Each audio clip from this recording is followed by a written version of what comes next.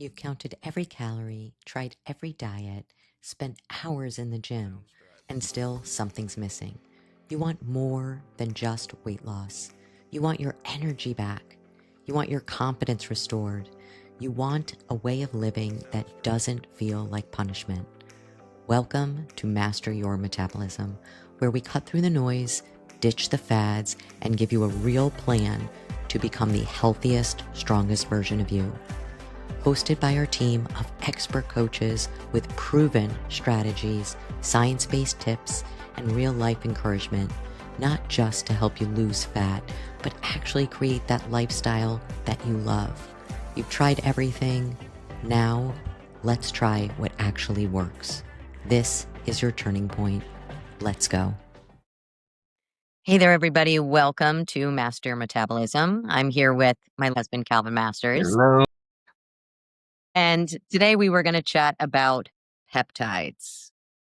Oh my gosh, peptides. So this is going to be the beginning of just probably a lot of information coming out. We'll be addressing for sure, but I think you'll be hearing a lot more about these. You would almost have to be living in a cave to have not heard of some form of a peptide to this point. Probably the one that most people are familiar with is the one are ones that have kind of gotten a bad name. It would be like Ozempic, semaglutide. And, people didn't really know about this until the Kardashians kind of came out and said, this is what we're using to lose all this weight. And it kind of blew up at this point. And a lot of misuse with something. So I don't think the world was really ready for that when it hit. But now things have kind of evolved. We've learned a lot more. There's been a lot more science, and these things have progressed even more. And they actually are, when used properly, very healthy tools that you can use if needed. Well, that being said, That's the issue. They've been around since the 90s. They've been there. Our bodies actually naturally produce some of them, right? We naturally produce things like BPCs, things like GHKCU, things like KPP. They're naturally occurring in the body. They are just small little chains of amino acids that are like the same building blocks that make up the proteins. So those things send signals to things like your brain, things like your thymus gland, things like your stomach, and allows you to have improved function. But again, there are other ones that are modified in a way to be able to have you use them differently, right? But like everything else, I think people just see it'll make me lose weight. It's a quick fix. Cool, I'll take it. But they don't understand that when they hear people that don't get the results or they're having crazy side effects, there's a reason for it. right. So yeah, it's important to really kind of understand like what she's saying about these to kind of take a little bit of the fear away, is that they are basically you're just amino acids, and they're just helping the signaling in your body. So they're basically replacing what you're deficient of in your body. And that's what makes them work so well, because your body is actually working optimally in a way that it probably never has, because you're replenishing what's missing with these. So, but you do want to take into mind or take into consideration that there are some that are modified slightly. So I consider a peptide natural, but certain peptides, whenever they change a molecule that changes what would be considered natural in your body, then that makes it unnatural. With Course like it a does. GLP-1, where they basically take something that would last for a day in your system and they extend it to last about 6 days, right? So that makes it unnatural because of the length and time that it lasts in your body. But when you go outside of that one molecule, the rest of it is actually natural.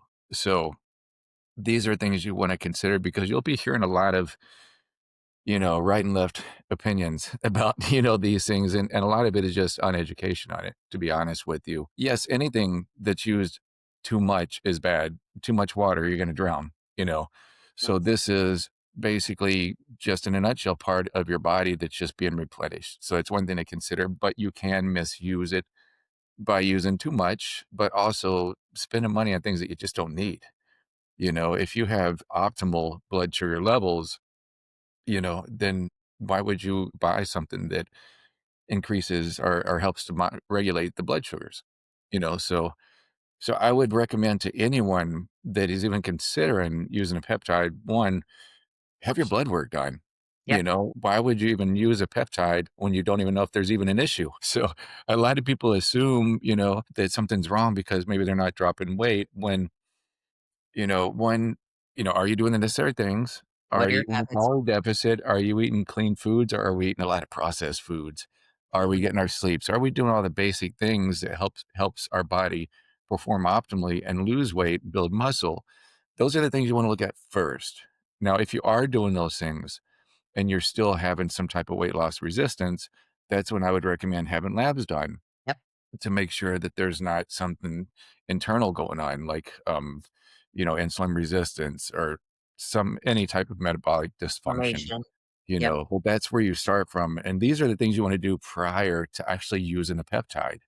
Right. So you want to know that there's actually an issue before you go and address it. And so this is where a lot of people kind of make mistakes.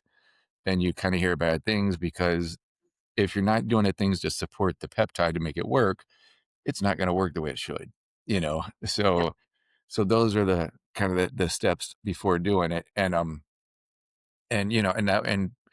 understand that it is, in a sense, like a medication, but with positive side effects, but you still need direction, in doing these, and they do not come with direction because of the way that they're having to be produced right now and distributed, because the FDA does have to approve them, before they're able to be sold in a clinic, under a licensed physician, but that doesn't mean that there's not access to the ones that are being produced that haven't been FDA approved, but they're for animal testing only.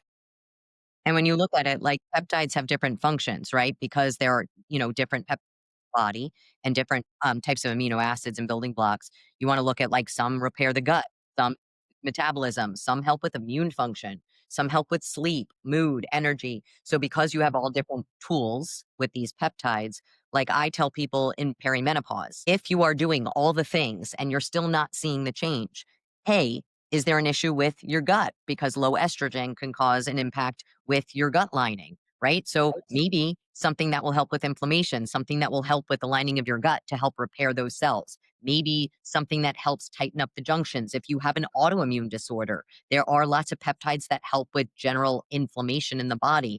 And most autoimmunes do have a symptom of leaky gut where that's what sends those triggers. So is it something that you need to be using something like BPC, GHK to repair the lining of the gut and then use something that like tightens those junctions and then something else like L-carnosine that helps to repair.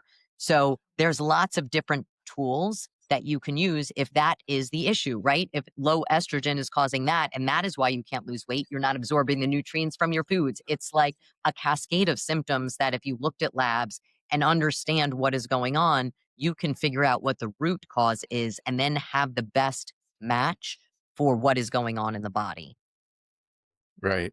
And so if you haven't figured this out already, what this can be for you is a very powerful tool to Yeah. help you get from point A to point B a lot quicker. So kind of going back to what Brooke was saying about, gut health, a normal gut protocol for somebody that has like, SIBO, You know, for example, this can take 8 weeks, 16 weeks to 20 weeks to fix this, and a lot of supplements, because typically when it's a gut issue, it's not always just one strand. It could be several, and you would have to follow a certain diet, and you gotta stay on that diet, do not deviate, and you have to hit those supplements every day, which can be cut expensive as well. alcohol.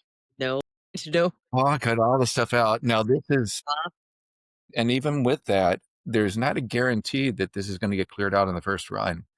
You have to rerun that GI map and check again to make sure you can fix the gut. Yeah, 100% do it. And if peptides didn't exist, I would say 100% you need to do this because if you have an issue with the gut, you're going to have a very hard time losing weight. You have to kind of fix the source. So, but now here's where a peptide kind of shines, right? So this is where you could say, okay, well, I could go through these things. You don't have to go through the full process in a lot of cases with the peptide because it does a lot of the heavy lifting per se. Like BPC goes in and brings the inflammation down and heals the things like, the leaky gut and all that. That kind of is what kind of starts the issues. So now what it's doing is it's addressing root causes and it can take that healing process and by weeks or months, and make it happen much quicker, a lot less effort, So, but you still, again, very important to understand if this is a gut that you're trying to heal, It doesn't mean that you're going out and eating Burger King and Right. late night pizzas and Taco Bell and expect that your gut's going to heal using a peptide, because it's not, Mhm. So you do want to clean the diet up, do the things. And then when it is healed and you see that you're in a good place, do your best not to go back to the things that blew your gut out in the first place. So if it comes back and returns, it's not the peptide's fault. It's not the protocol's fault. It's what you're doing to your body, that's bringing it back. So that's in any case, but should be understood with peptide as well. And also some of the peptides like the GIP, like there are peptides, some of those GLP-1s and GIPs, like they will slow down the process of digestion. That's what makes you feel full so you don't eat. And that's what causes the caloric deficit. So you're getting that. Except if you have gut issues and then you take a peptide like that, that is going to slow down the process even more, it will cause things to get much worse. So again, depending on the dose you take, depending on, when you're taking it in your plan. So it is something that people don't understand, that they have to look at all the components of the person, not just their labs, their lifestyle, but also what is going on with them, right? Is it just that they can't shut off that like food noise?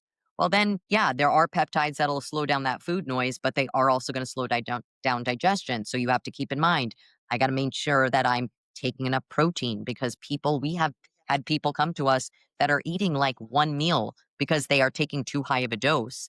They literally can't get more food in. And then it's not the peptide that is causing the loss in muscle or the loss in bone that they're now seeing osteoporosis and things like that. The problem was that you didn't have the nutrition to support while you were on the peptide. And if you had the right balance and were able to get some food in and able to support your muscle and support your bone and do the things like weight training and the things that need to be done to be able to protect those things, you would get a better result. So again, sometimes it's the peptide, sometimes it's the amount that you're taking, sometimes it's just a lot of things that need to be taken into account and consideration when you are choosing to take something like this. And having a professional that again doesn't just give you the peptide and you're done. Having someone working with you is another component of someone that can guide you, someone that can understand how the peptide works, what your goals are, and being able to show you how to train, how to eat, to be able to get the best result with the least amount of side effects. Yeah, absolutely. And I think that pretty much sums up, the basic idea of peptides. Again, we didn't want to go too deep into this particular podcast because we wanted people that just don't know much about peptides to have a better understanding. So we will continue to bring more information on this and kind of dive a little bit deeper into different ones and what they do, and perhaps how they're commonly used, and just any questions that you guys are going to have. We're going to try to get all the answers for you, and we'll do our best to get that information out. But for this one, nice and basic. So if you do have any questions after listening to this, please reach out to us and let us know. We're more than happy to help you answer the questions and guide you as much as we can. Yeah. Okay. All right, guys. Thank you so much for tuning in. And until next time, we'll see you later. Bye bye. Thanks for tuning in to Master Your Metabolism. If you found value in today's episode, it would mean the world to us if you'd hit subscribe and share this episode with someone who could use a little guidance in their health journey. Ready to take the next step? Head over to www.mastersfitnesscoaching.com and you can book a free call right from the site so we can chat about your goals and how we can help support you. Don't forget to join our Facebook group where we're sharing coaching tips, support, and tricks to help keep you on track and continue making progress.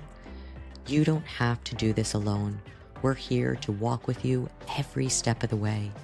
Until next time, stay consistent, stay kind to yourself, and keep mastering your metabolism. Let's do this together.